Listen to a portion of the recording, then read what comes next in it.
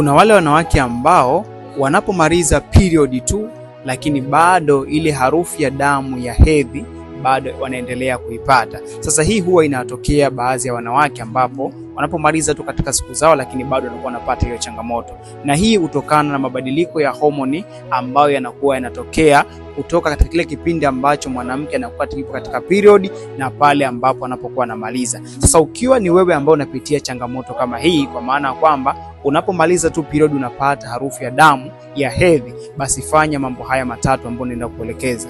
Jambo la kwanza, hakikisha unatumia maji mengi sana kwa ajili ya kuweza kusafisha njia yako ya uzazi, lakini pia kusafisha kibofu chako. Unapokuwa unakojua mara kwa mara, manake hii inaweza kukusaidia pia kuweza kuondoa hiyo changamoto.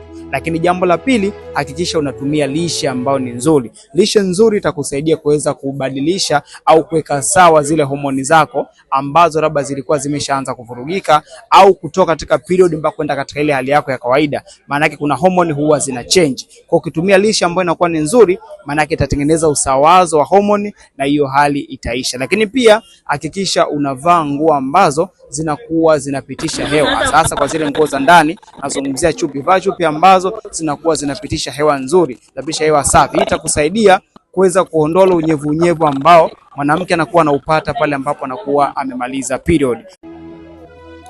Kuna wale wanawake ambao wanapomaliza period tu, lakini bado ile harufu ya damu ya hedhi bado wanaendelea kuipata. Sasa hii huwa inatokea baadhi ya wanawake ambapo wanapomaliza tu katika siku zao, lakini bado wanakuwa wanapata hiyo changamoto, na hii hutokana na mabadiliko ya homoni ambayo yanakuwa yanatokea kutoka katika kile kipindi ambacho mwanamke anakuwa yupo katika period na pale ambapo anapokuwa anamaliza. Sasa ukiwa ni wewe ambao unapitia changamoto kama hii, kwa maana kwamba unapomaliza tu period unapata harufu ya damu ya hedhi, basi fanya mambo haya matatu ambayo naenda kuelekeza.